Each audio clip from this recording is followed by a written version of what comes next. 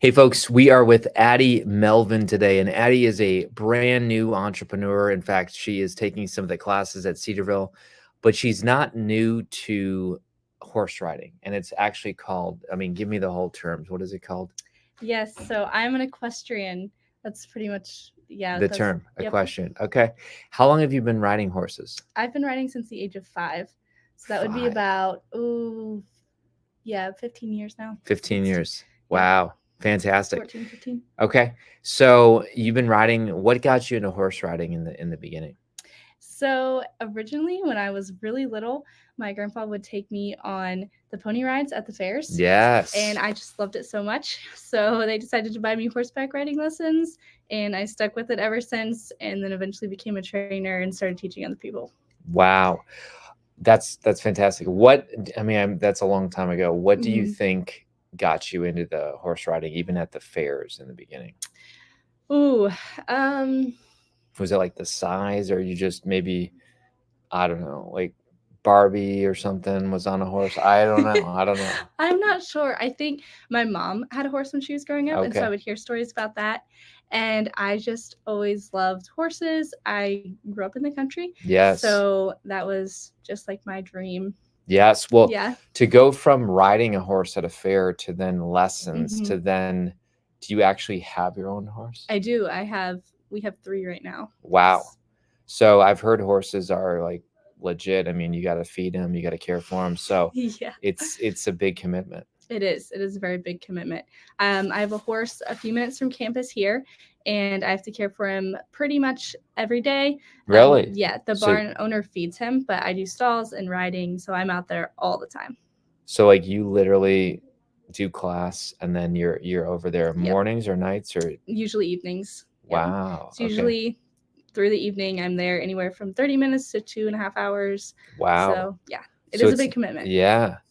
And is this who is the first person who said, "Hey, I want lessons," or when did you even have that thought? Because I'm sure it's a big jump from saying, now I'm going to go from riding horses to teaching. Yeah, for sure.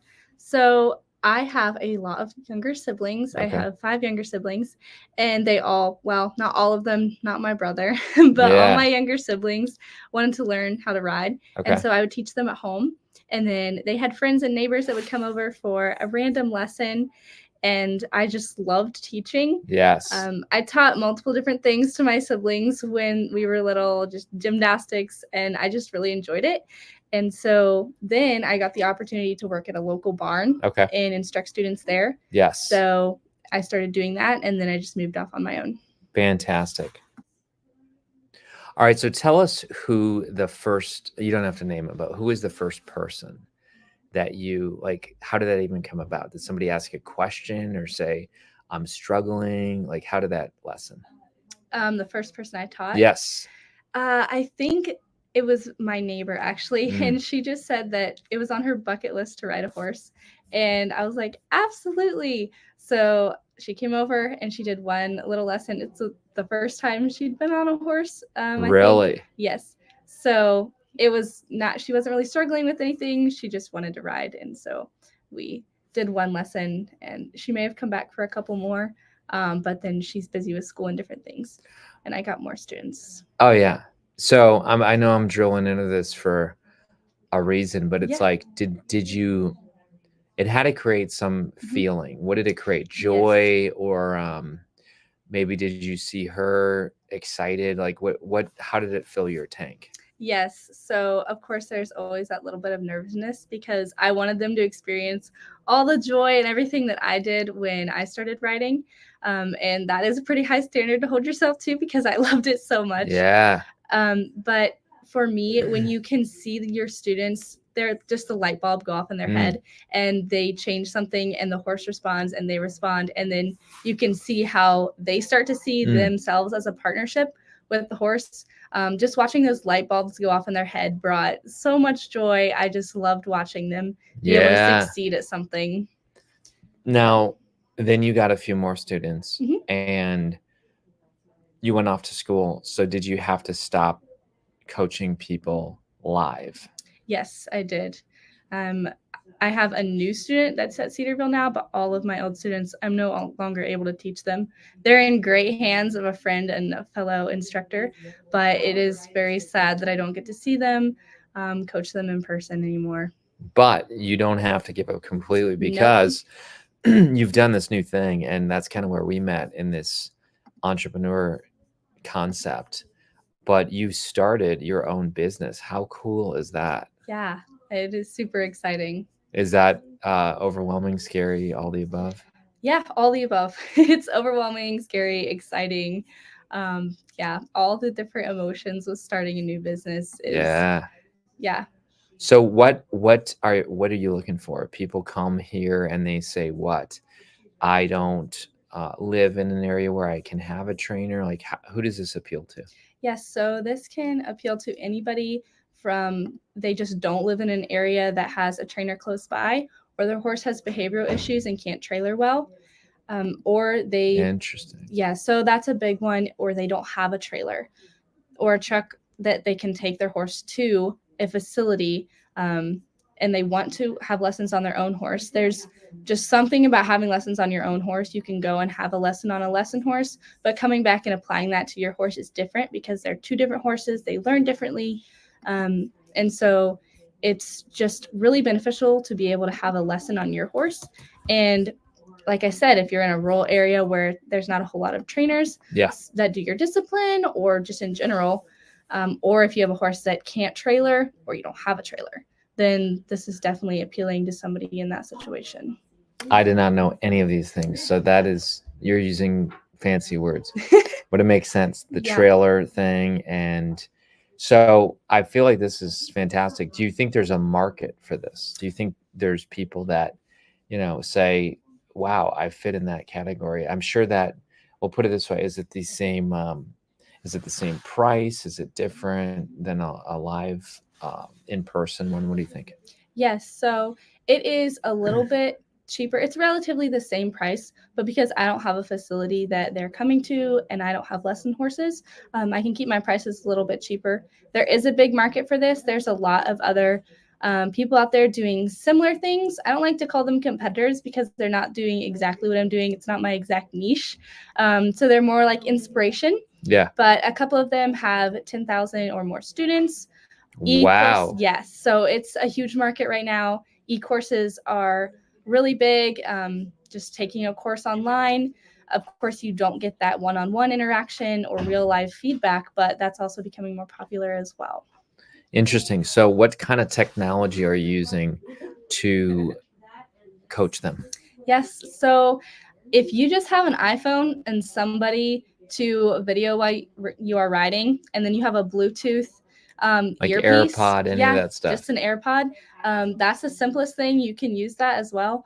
Or there are stands that can track your movement made specifically for equestrians. And if you want to go fancy and get that obviously is most beneficial, but you can just do it with an iPhone and AirPod. What do you hope a student experiences when they come in and then they spend time with you? How are they going to leave? How should they come, first of all?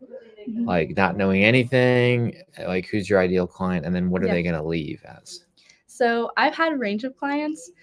Typically, people that are going to come through this program are stuck at some point in their career. They've come to a point, they feel like they've hit a roadblock and they're just not getting through. Either they're not able to fix something with their body position, or they just can't get their horse to respond. Their horse is having behavioral issues and it just keeps going on and on. Typically they're stuck. And then I just want them to see a breakthrough and be able to achieve the goals that they are really looking forward to achieving. I just want to be able to give them a plan and some guidance to help them achieve their goals. When we've chatted in the past, you basically used the word confidence. Yes.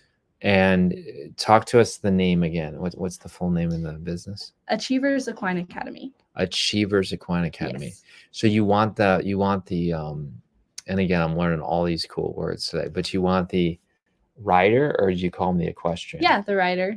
Either one is good. So you want I'm going to sound fancy. You want the equestrian to come in with the desire, but then once they have the desire, you can then channel it into new confidence? Yeah, absolutely. Sometimes they're stuck because they're fearful of something that's happened in the past. Like I know I personally had a concussion that took me a year to get over. Really? Yes. So there can be some fear with getting back on a horse or So you being actually around them. fell off a horse? No, I didn't. I was kicked in the head. So Wow. yeah. So Is that common or not too common? accidents are very common. So getting kicked, falling off. They say you're not a real rider till you've fallen off at least 7 times. So falling Wow. off is pretty common. And so Are you coaching them on what kind of safety equipment to have? yeah, too? absolutely. Safety is one of my biggest priorities simply because I've been there and it's just super important. And most riding accidents, I believe the statistics is 2 out of 3 can be prevented. So if I can help somebody prevent an accident from hurting them or their horse, then that is my goal. That's awesome. Yeah. So maybe people are watching this podcast and they are a grandparent or a parent, or I feel like there's a lot of young people that really are drawn to horses. Yes. Yeah. Isn't there even almost some therapy as well? So Absolutely. talk about that. Like, why are horses an animal that heals people in some ways? Yes. So there is a lot of different therapy, both physical and emotional, psychological.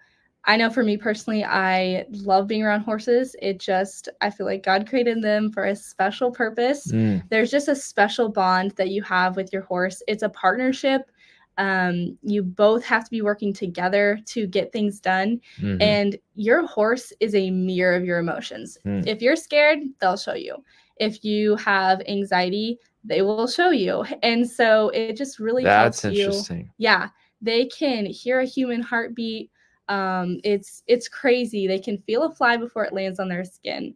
So they're super highly emotionally intelligent. And so they can reflect what you're feeling and how you're operating. And it just helps you learn to just relax, calm down. And then obviously it's been scientifically proven that if you pet an animal or you're around an animal, it just helps lower stress rates, your heart rate. And so that is just another benefit of it as well. Wow. Yeah. I have some connections of people who've been through traumatic events, and horse therapy has been something that has been prescribed. I almost think that, maybe I'm going out on a limb here, but I almost think that for a person to exhibit care and calm for a horse, like you said, maybe it's that mirror thing where they realize they needed to care for themselves too. Right. You think that happens? Yeah, absolutely. Okay. They sometimes, in certain extreme cases, if you have something that you have to show up for every single day, it can just give you more of a will to be there and to keep showing up. Wow. Yeah. That's great. So what types of, I saw on your website, you have different types of packages. Yeah. So I want to encourage everyone watching this, nothing against basketball or soccer or lacrosse, all these kind of common things that we do in sports, but for someone to actually learn to work with another living thing, that's pretty wild. That, it's not like you're just working on your motorcycle and learning, or your bike, and it's a machine. This is a living thing. What other side benefits have you seen? Does it teach responsibility? Absolutely. Okay, so you focus on caring for the animal, safety. It sounds like you got the whole package. Yeah, it's huge for responsibility. Your horse takes a lot of care, a lot of time and dedication, and the rewards are greater than the work you put into it, but the work is great. So you have to show up every day. You have to be on top of things because your horse will reflect it.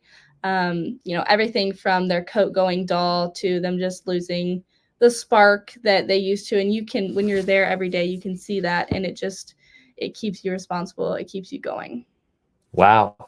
Okay, so let's talk about your website. First of all, where are you specifically located? Where's your business located? Yes, so right now I'm operating out of Cedarville University, just out of my dorm. Yeah. But Batavia, Ohio is my home base. Where is that? It is towards Cincinnati. It's about halfway between here and Cincy. Okay. Yep. So you have these gold, silver, bronze plans. You have a chat arena. Are these video lessons? So these are what? Those are included in the packages, but you can also purchase them separately. A video lesson is where you send me a video of you riding and I send you a personal video back. This works great for a student who has time restraints or scheduling issues. And then a live lesson is what I was talking about, where you just get on Zoom. I give you a lesson through Zoom. And the chat arena is open 24/7, so you can send me any kind of questions as they come up. You don't have to wait for your next lesson, and I will reply as soon as possible within 24 hours. That's fantastic. So it sounds like the live lesson, if people do that, that can be on Zoom as well. Wow. Yep. Wow. So your real goal, what makes you unique then, is that this is live lessons in person when you're in the summer, but this then moves to that virtual concept. And listen, I'm all for virtual. I know that telehealth, so doctors, I mean, when you can get something done virtually, I mean, if I have to go get a prescription and then meet with the doctor just so they can give me a prescription, and then you have to wait in line, you have to go to the waiting room. Time is money for a lot of people. I'm an entrepreneur. So if you can tell me I can get the same effect, but in half the time, you've actually saved me money. Absolutely. Does that make sense? Yeah. Okay. So you have an Instagram, you have some other things as well. Yes. Instagram, Facebook, and LinkedIn. I also have a Twitter account. I'm not on there very much, just gonna be very honest. Yeah. But it is there. I gotcha. And I know you're moving this from a Square site to your own domain name, but really it's Achievers Equine Academy. Yes. And I know that there's stories written about what you're doing, your business, and I'm just really proud of you because I've never had a horse equestrian entrepreneur, so it's definitely exciting for me. Maybe in our last 2 minutes, you can tell us, where do you see this going? Like, what's your major? Yeah. Is this going to be someday something that you keep doing? What do you think? Yes. So I definitely want to keep doing this. Eventually, when I get more clients, I want to start networking out. So just being head over some trainers that hold my same personal values and goals. And then that would give me the ability to teach more people, because my niche is highly individualized instruction. And I can't do that with 30 different people. So I'm going to need some help, people that hold my same values and goals. They can give that personalized experience. Yeah. So I want to start networking it out. I'm a freshman, so I want to continue this throughout college and afterwards. Fantastic. Yeah. Well, I think it's awesome. I think that the fact that you have a strong faith and that you have this desire for excellence, you see the equestrian as the whole picture, not just skills, but confidence as well, responsibility. So to me, folks, I think you should absolutely consider checking out the Achiever Equestrian Academy. Did I say that right? Yes. And Addi Melvin and the Instagram and all those types of things. To me, it's a great way that you might have a niece, nephew. Do you do a male and female? Yeah, absolutely. Okay. Males are definitely less prominent in the equine world. There's usually more females. So yeah, I only have female clients, but yeah, I've taught males before in the past. Fantastic. I love it. Well, check it out, folks. And Addi, thanks for all you're doing here at Cedarville, and the fact that you've carried this passion all over the world. So thank you very much.